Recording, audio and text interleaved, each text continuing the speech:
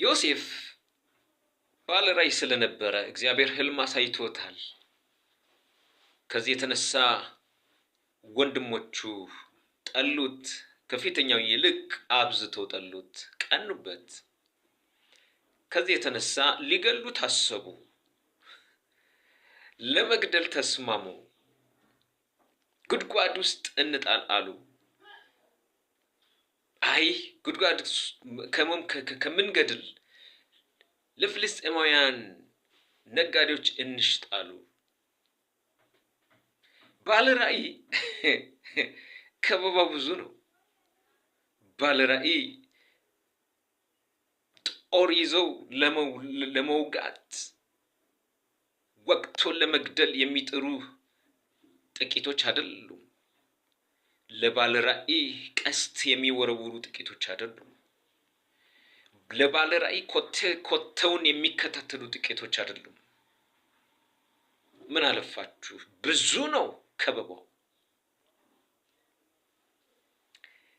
ባለ ራእይ ውስጡ ስላለ ደግሞ እግዚአብሔር ከሱ ጋር ስለሆነ ባለ ራእዩ ሳያልቅ ራእዩ ሳይፈጽም ምንም አይሆንም።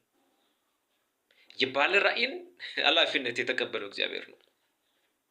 ለቀስተኞች፣ ለመግደል ለሚፈልጉት፣ ለማጥፋት ለሚፈልጉት ብቸኛ አርገነው አሳጥተነው ከምድር ገጽ እንደመስሳለን ለሚሉት እግዚአብሔር አሳልፎ አይሰጥም።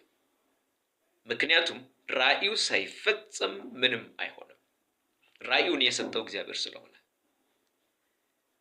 ራእይ አለኝ የምትሉ እግዚአብሔር ራእይ የሰጣችሁ ሰዎች አይዟችሁ። ከበባው ዝም ብሎ ነው። ከበባውን የሚበትነው እግዚአብሔር ነው። ምክራቸው እንዳይጸና የሚያደርገው እግዚአብሔር ነው። ስብሰባቸውን ብትንትኑን የሚያወጣው እግዚአብሔር ነው። እርስ በርስ እንዳይስማሙና ቋንቋቸው እንዲደባለቅ የሚያደርገው እግዚአብሔር ነው።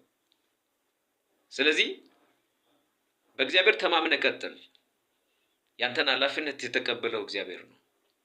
ራእይ እርግጠኛ ሆን አንድ ቀን ይፈጸማል። አሜን።